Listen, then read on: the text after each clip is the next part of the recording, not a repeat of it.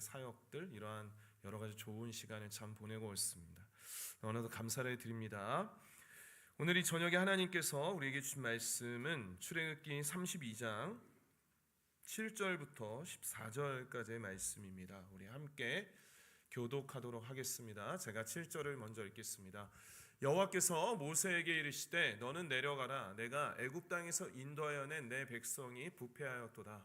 그들이 내가 그들에게 명령한 길을 속히 떠나 자기를 위하여 송아지를 구워 만들고 그것을 예배하며 그것에게 제물을 드리며 말하기를 이스라엘아 땅에서 인도하여 낸 너희 신이라 하였도다.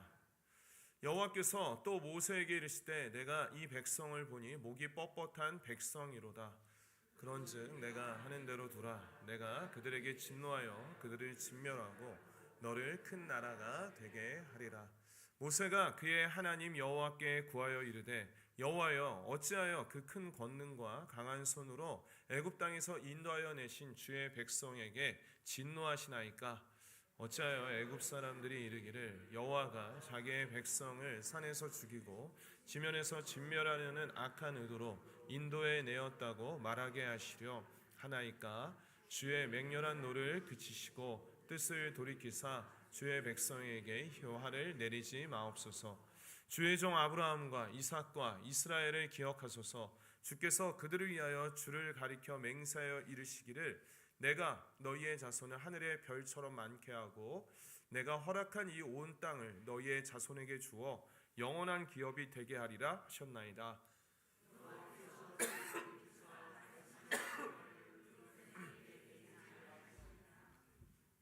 아멘. 오늘 이 말씀으로 모세의 중보기도라는 제목으로 하나님의 말씀을 함께 나누겠습니다. 국가의 3요소가 있습니다. 여러분 기억나시나요? 국가의 3요소는 국민, 주권, 영토입니다. 그렇게 이제 국가가 이 세 가지가 갖추어져야 국가라고 일컬음을 받을 수가 있는데요. 이스라엘이라는 국가는 하나님이 세우신 국가였기 때문에 이 국민과 주권과 영토 모두 하나님께서 다 주셨죠. 그래서 이 국민, 이스라엘의 국민은 하나님께서 아브라함에서부터 시작하셔서 아브라함, 이삭, 야곱의 12아들, 12지파로 삼으셔서 그렇게 국민이 형성이 되었고, 영토는 어디를 주셨습니까? 가나안 땅을 하나님께서 주셨는데 지금은 이제 이스라엘 백성들이 출애굽한 이후에 광야 가운데 있지만 하나님께서 가나안 땅을 약속해 주셨고 그 땅으로 인도하실 것입니다. 그리고 주권, 이 주권은 어디에 있는가?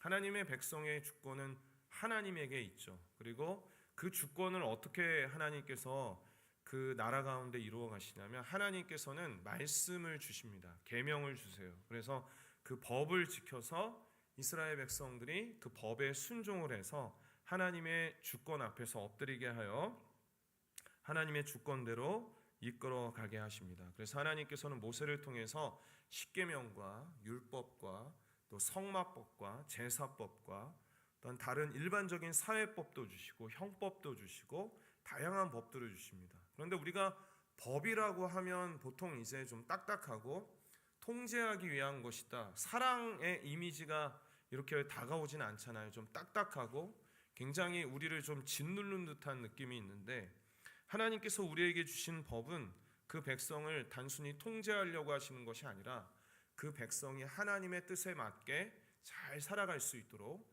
올바른 삶을 살아갈 수 있도록 하나님 안에 거하게 하시기 위해서 주신 법이에요. 그래서 하나님이 주신 법은 하나님의 은혜이자 사랑입니다. 그 뜻 안에 우리가 거하게 하시는 하나님의 사랑인 것이죠. 그렇게 모세는 시내산에서 40일 동안 머물면서 하나님이 주신 이 법, 하나님의 사랑, 하나님의 선물이라고 할 수 있는 이 법을 받고 있었는데 한편 이제 시내산 밑에 장막을 치고 기다리던 이스라엘 백성들은 어떻게 지냈는가 하면 시간이 지나자 이러한 생각이 들었습니다. 출애굽기 32장 1절 말씀에 보면 백성이 모세가 산에서 내려옴이 더딤을 보고 40일이라는 시간이 어떻게 보면 짧은 시간은 아니죠. 그렇게 되자 모여 백성이 아론에게 이르러 말하되 일어나라 우리를 위하여 우리를 인도할 신을 만들라. 이 모세 곧 우리를 애굽 땅에서 인도하는 사람은 어찌 되었는지 알지 못함이니라라고 이렇게 말합니다. 굉장히 안타까운 모습이죠, 여러분. 이스라엘 백성들에 대해서 하나님께서 행하신 일들을 우리가 되짚어 본다면 너무나도 안타까운 모습입니다. 우리가 이제 출애굽기 말씀을 계속 보고 있지만 하나님께서 이스라엘 백성에게 부어주신 은혜와 사랑이 얼마나 큽니까?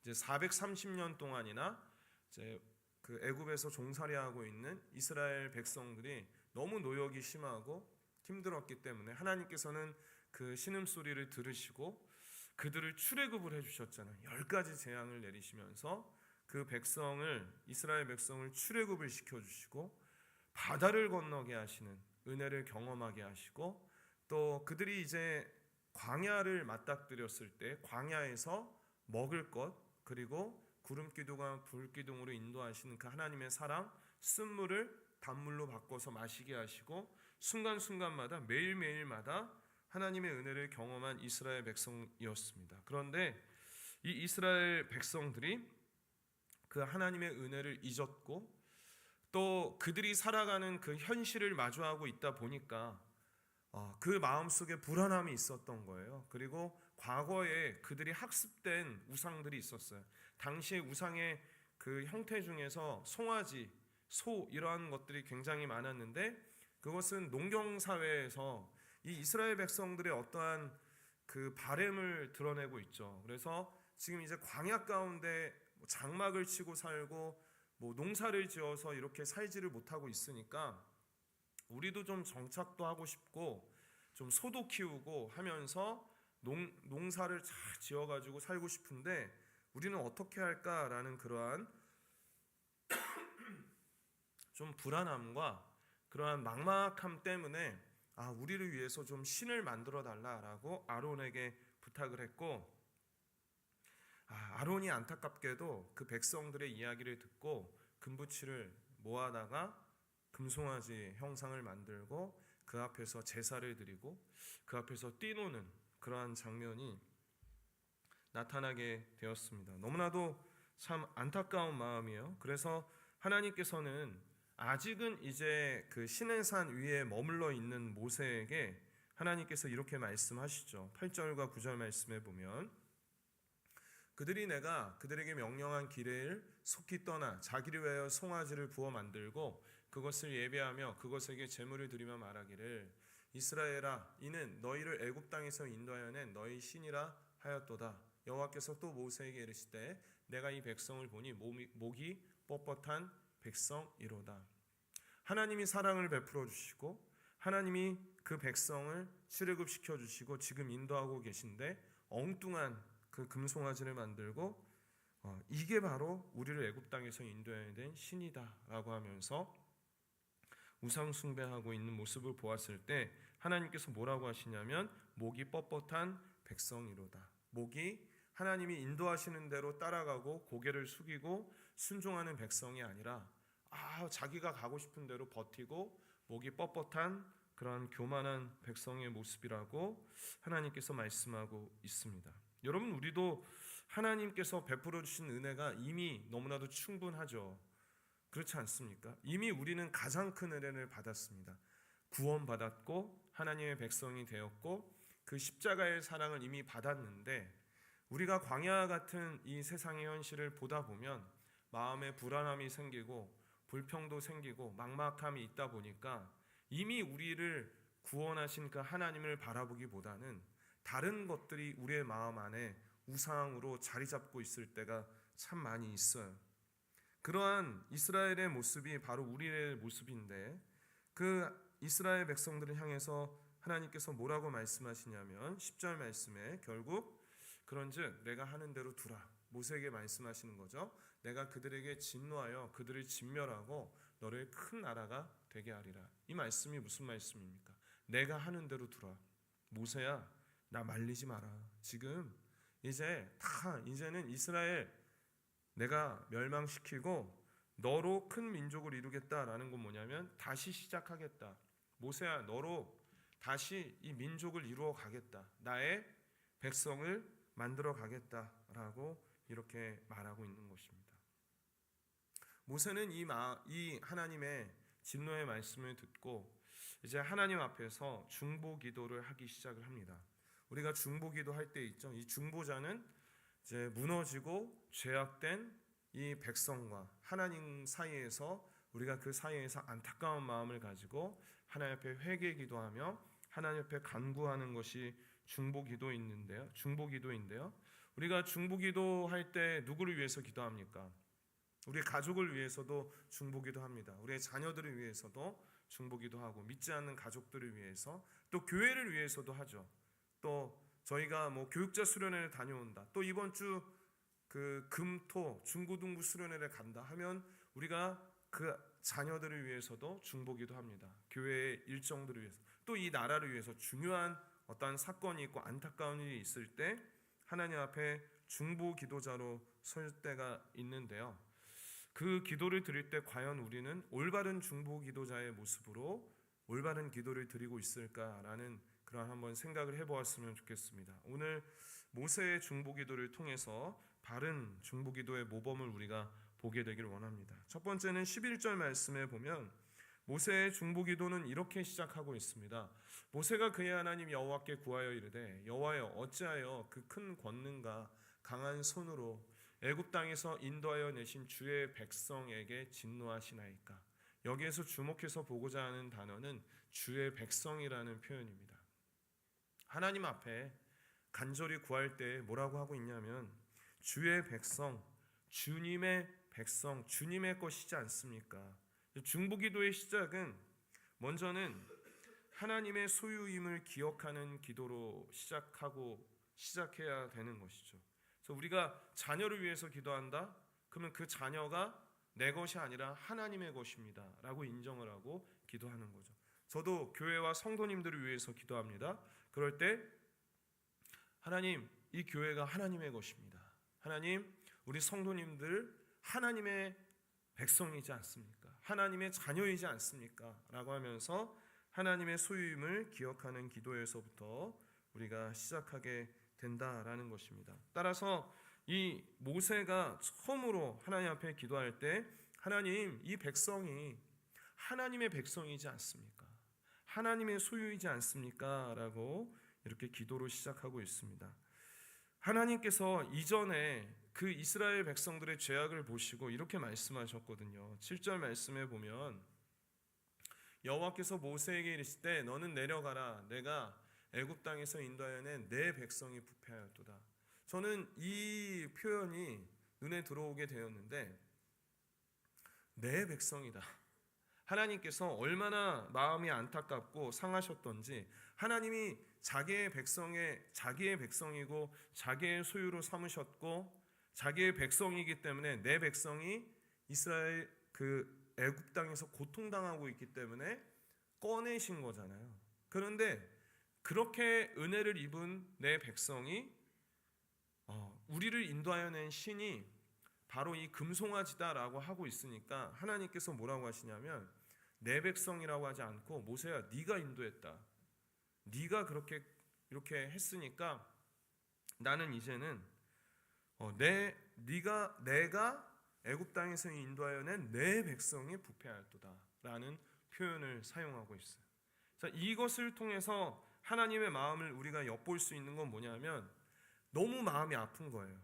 그러니까 지금 자녀들이 때로는 정말 마음 막 너무 말을 안 듣고 속 썩일 때 아빠라고도 하지 마, 엄마라고도 하지 마 이러한 심한 말을 할 때가 있죠. 이게 무슨 상황이냐면 하나님께서 야 너희들 진짜 내 백성이라고 하지도 마. 어떻게 그렇게 내가 그렇게 인도하여 내고 너희를 위해서 너희들이 하나님 나의 뜻 안에서 살 수 있도록 이 모세를 통해서 십계명과 그 외에 많은 법들을 정해주고 내가 너와 함께 하려고 너희들과 함께 하려고 그 성막도 이렇게 하나하나 이렇게 지으라고 했고 제사도 이렇게 지으라고 했고 제사장도 이렇게 세워주고 내가 그런 은혜를 베풀었는데 너희들 내 백성 아니야 라고 하는 듯한 그러한 이게 울림이 있었습니다. 여러분 하나님께서는 우리가 일상생활을 살아갈 때 우리의 삶을 주목하여 보시는데 마치 내가 하나님의 소유가 아닌 것처럼, 마치 내 인생이 내 것인 것처럼 살아갈 때 하나님께서는 너무나도 안타까워하십니다. 우리에게 주어진 시간과 물질과 은사와 또 이 모든 것들이 바로 하나님의 것임을 우리가 늘 기억하게 되기를 바랍니다. 그래서 이 모세는 어떻게 하나님 앞에 기도하고 있습니까? 하나님, 이 이스라엘 백성이 하나님의 백성 아닙니까? 하나님의 것 아닙니까? 하나님 이 백성 하나님의 것이니 하나님께서 불쌍히 여겨주시고 하나님께서 책임져 주시옵소서. 하나님, 이 교회가 하나님의 것이지 않습니까? 하나님의 것인 이 교회 하나님께서 이끌어가 주시고 하나님께서 채워 주시옵소서. 이 나라가 하나님의 것이지 않습니까? 라고 하나님의 것임을 기억하고, 근데 우리가 때로는 내 어떠한 소유권을 가지고 내가 원하는 것을 이루기 위해서 기도할 때가 참 많이 있는 것 같아요. 근데 오늘 말씀을 보면서 저도 마치 하나님 앞에 무언가를 기도할 때에는 그것이 내 것이기 때문에 내 것 더 되기 위해서 기도하는 것이 아니라 하나님의 것이기에 하나님 책임져 주시옵소서. 내 인생을 위해서 기도할 때는 어떨까요? 나의 삶을 위해서 기도할 때도 하나님, 나의 삶이 나의 것이 아니오니 하나님의 것이오니 하나님 인도하여 주시옵소서. 하나님의 뜻대로 하옵소서라고 기도해야 될 것입니다. 이사야 43장 1절 말씀에 남유다의 백성들이 형식적이고 우상 숭배에 빠져 있을 때 이사야 선지자를 통해서 이렇게 말씀하십니다. 야곱아, 너를 창조하신 여호와께서 지금 말씀하시느니라. 이스라엘아, 너를 지으신 이가 말씀하시느니라. 너는 두려워하지 말라. 함께 읽습니다. 내가 너를 구속하였고 내가 너를 지명하여 불렀나니 너는 내 것이라. 그 어떠한 말씀보다도 이것이 우리에게 큰 위로가 됩니다. 하나님, 내 육체가 연약합니다. 근데 하나님, 내 육체, 내 삶, 내 것 아닙니다. 하나님의 것입니다. 그러니까 하나님께서 채워주시고 도와주세요 라고 기도하는 거예요. 그래서 이스라엘 백성들이 하나님의 것이지 않습니까? 하나님의 백성입니다. 하나님 살려주십시오 라고 기도하고 있어요. 두 번째로 12절 말씀에 보면 또 모세가 이렇게 기도합니다. 어찌하여 애굽 사람들이 이르기를 여호와가 자기의 백성을 산에서 죽이고 지면에서 진멸하려는 악한 의도로 인도하여 내었다고 말하게 하시려 하나이까. 주의 맹렬한 노를 그치시고 뜻을 돌이키사 주의 백성에게 이 화를 내리지 마옵소서. 이제 모세가 중보기도할 때 두 번째 중보기도는 하나님의 영광을 우선하는 기도입니다. 하나님의 영광을 우선하는 기도. 지금 모세가 이스라엘 백성들을 위해서 기도하는 것은 먼저 하나님 앞에 기도하는 건 뭐냐면 하나님의 명예와 하나님의 영광을 위해서 기도하고 있습니다. 만약에 지금 이스라엘 백성들이 광야에서 엎드러짐을 당하고 멸망하게 된다면 애굽 사람들이 얼마나 비웃겠냐라는 것입니다. 애굽 사람들이 생각을 할 때 그렇게 엄청나게 막 그 애굽을 뒤흔들고 장자까지 다 죽여가면서 홍해까지 건너게 하면서 그렇게 하더니 저 가나안 땅까지 인도할 수 있는 힘은 부족했나 보다. 아니면 어떻게 그 이스라엘의 신이라는 자가, 그 여호와가 어떻게 그렇게 악할 수가 있겠느냐. 자기 백성을 그렇게 애굽에서 꺼내줄 땐 언제고 광야에서 그렇게 엎드러 죽게 하고 멸망시키느냐라고 비난을 하게 된다면 하나님의 이름이 영광받지 못하게 됩니다. 그것이 중요합니다. 하나님, 이스라엘 백성들 살려주셔서 하나님의 이름이 거룩히 여김을 받아주시옵소서. 그러니까 하나님의 영광을 위해서 기도하고 있어요. 그러니까 우리의 상황을 하나님 앞에 간절히 구할 때 우리는 그 상황의 해결이나 문제의 해결만을 위해서 기도할 때가 참 많이 있습니다. 그런데 이 말씀을 통해서 우리의 기도가 좀 더 하나님의 뜻에 맞게 기도하기 원하는 것은 뭐냐면 하나님, 정말 이것이 해결되고 이 문제를 우리가 지나가게 되길 원하는데 이 일을 통해서 하나님께서 하나님께서 영광 받으시고 하나님이 드러나게 하여 주시옵소서. 하나님께서 기뻐하는 일이 되게 하여 주시옵소서. 사도행전에 보면 성전 미문에 앉아서 구걸하는 자가 있습니다. 날 때부터 앉은 그 날 때부터 걷지 못한 자였고, 그래서 그 앞에서 그냥 구걸하는 자였고 사람들이 다 알고 있었습니다. 근데 그 사람이 그날도 이제 베드로에게 구걸했을 때 베드로가 은과 금은 내게 없지만 내게 있는 것으로 내게 주노니 나사렛 예수의 이름으로 일어나 걸으라라고 했을 때 그 사람이 걷게 되었습니다. 그러면 여러분, 그것을 통해서 누가 가장 영광을 받아야 하는가? 우선은 그 고침을 받은 사람도 물론 그 인생에 있어서 엄청난 변화가 일어나게 되었습니다. 그런데 그 일을 통해서 하나님께서 영광 받으시는 것이죠.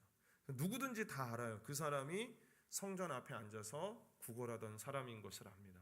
근데 그가 걷고 뛰며 예수의 이름을 증거했을 때 복음이 전파가 되고 하나님께 영광이 되었습니다. 무엇이 더 중요한 일입니까? 그가 걷고 뛰게 된 것보다 하나님께서 영광 받으신 것이 우선이 돼야 된다라는 거예요. 그래서 우리의 삶의 기도를 드릴 때에도, 우리가 중보기도 할 때에도, 수련회를 통해서도 그런 모든 것들을 위해서 우리가 중보기도 할 때 하나님께서 기쁨 받아주시고 하나님께서 영광 받아주시고 하나님의 이름이 높아지게 하여 주시옵소서. 선교지를 위해서 기도할 때도 그렇죠. 선교지에서 우리 파송 선교사님이 사역하고 참 그렇게 할 때마다 하나님, 그 사역들을 통해서 정말 하나님께서 이름이 높임을 받을 수 있도록, 또 때로는 예수님을 믿고 그렇지만은 삶에서 환경에 어려움이 있고 이렇게 할 때 하나님 해결하여 주시고 고쳐 주셔서 예수님을 믿으면서도 저렇게 산다라는 이야기 듣는 것이 아니라 정말 예수님 안에서 은혜를 입었구나라는 그러한 이야기를 듣게 하여 주시옵소서. 이렇게 하나님 앞에 하나님의 영광을 위해서 기도하며 나아가는 것입니다. 마지막으로 13절 말씀에 보면 또 모세가 이렇게 하나님 앞에 기도하고 있습니다. 주의 종 아브라함과 이삭과 이스라엘을 기억하소서. 주께서 그들을 위하여 주를 가리켜 맹세하여 이르시기를 내가 너희의 자손을 하늘의 별처럼 많게 하고, 하나님의 말씀이죠. 내가 허락한 이 온 땅을 너희의 자손에게 주어 영원한 기업이 되게 하리라 하셨나이다. 하나님이 이렇게 말씀하셨습니다. 그래서 모세의 중보기도 세 번째는 하나님의 약속에 근거한 기도였다라는 것입니다. 하나님께서 이렇게 말씀하셨습니다. 창세기 12장 2절 말씀에 보면 아브라함에게 이렇게 말씀하셨죠. 내가 너로 큰 민족을 이루고 내게 복을 주어 내 이름을 창대하게 하리니 너는 복이 될지라. 그리고 15장 5절 말씀에서도 그를 이끌고 밖으로 나가 이르실 때 하늘을 우러러 무별을 셀 수 있나 보라. 또 그에게 이르되 내 자손이 이와 같으리라. 아브라함에게 하나님이 이렇게 약속하여 주셨어요. 그래서 아브라함, 이삭, 야곱, 이스라엘 민족이 되었다라는 거예요. 그러면 이것이 하나님의 말씀, 약속대로 이루어진 일인데 하나님 앞에 모세가 기도하는 것입니다. 하나님께서 이 민족을 일으키셨고 하늘의 별과 같은 그러한 큰 민족을 이루겠다라고 하나님이 약속하셨지 않습니까? 하나님이 이렇게 말씀하셨습니다. 그러니 하나님의 말씀대로 이루어 주기를 원합니다. 이것은요 아주 힘이 있는 기도예요. 우리가 하나님 앞에 기도할 때 때로는 우리가 분별이 되지 않을 때도 있습니다. 하나님께 기도할 때 과연 이것이 내가 하나님의 뜻대로 구하는 기도인 건지 아니면 내가 내 마음의 욕심 때문에 구하는 기도인 건지 헷갈리고 제대로 되지 않을 때가 있어요. 그리고 대부분 다 우리의 마음이 하나님의 뜻보다는 내 뜻에 그 포커스를 맞추고 기도할 때가 솔직히 더 많습니다.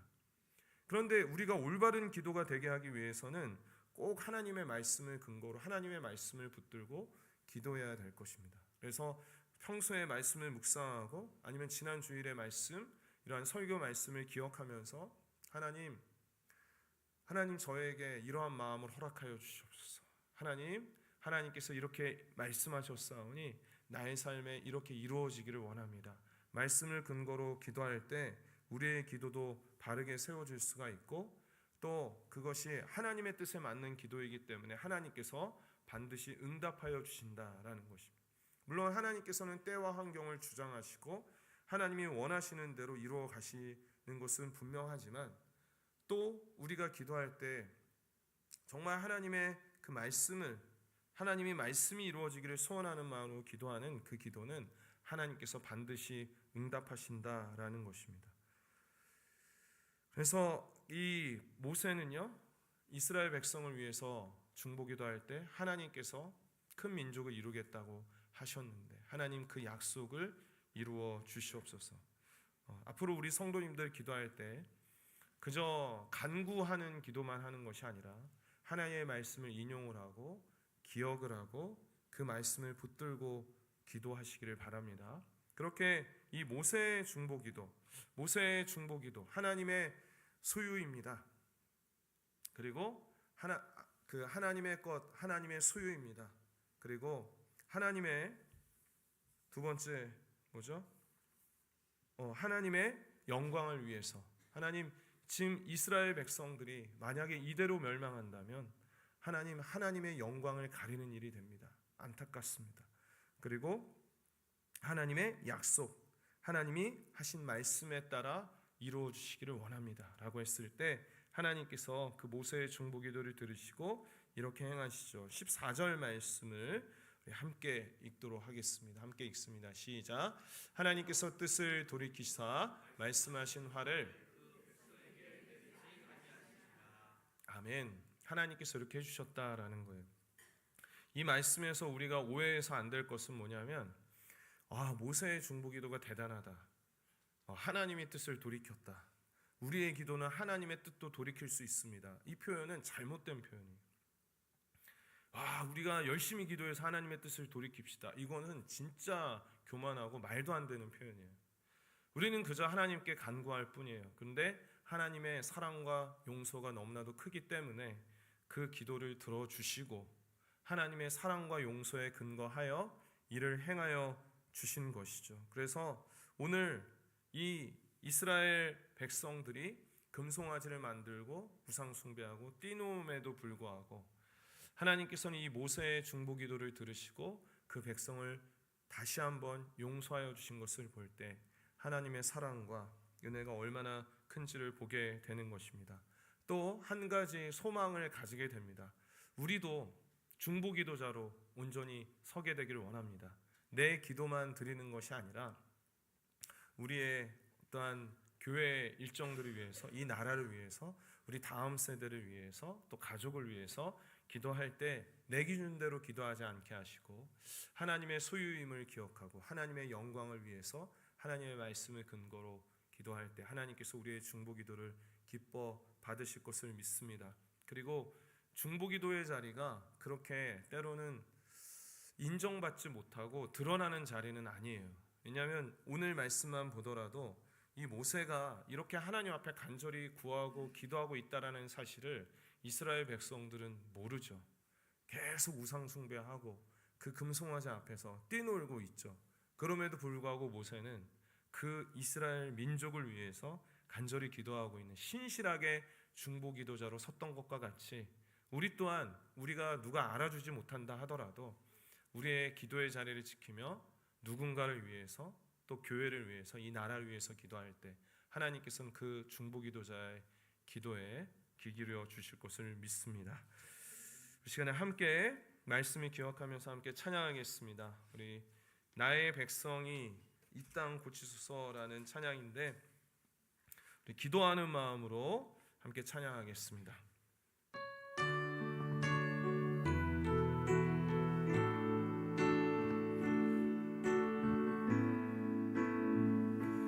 나의